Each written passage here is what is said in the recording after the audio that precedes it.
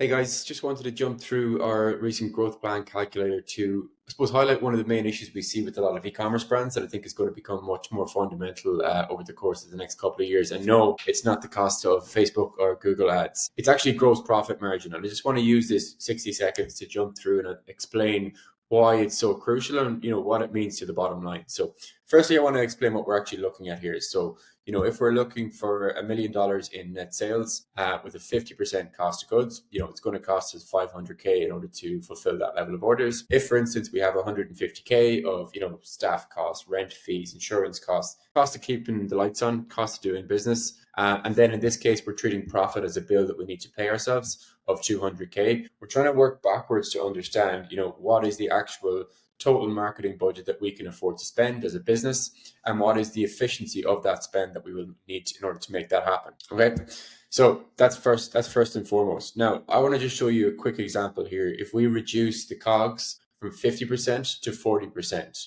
and if we do that, obviously our gross profit margin here is going to go from 50 to 60%. So it's a big difference from a margin perspective, but on the scheme of things, so many retailers that we work with, there's just so much room to tighten up your gross profit margins, everything from, returns policies, free shipping thresholds, price increases, different transaction or payment fee gateways that we're actually using.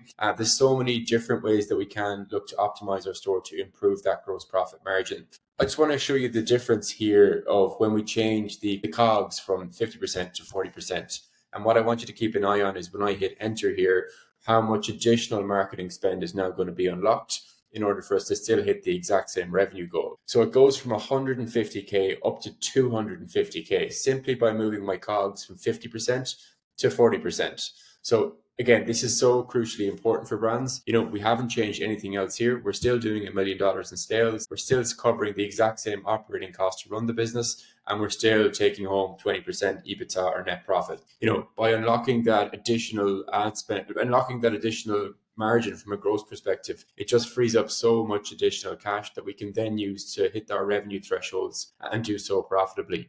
Obviously, this is a different way of working for a lot of businesses, but if you are interested in learning more, please just drop me a DM and I'm more than happy to jump on a call with you myself. Cheers.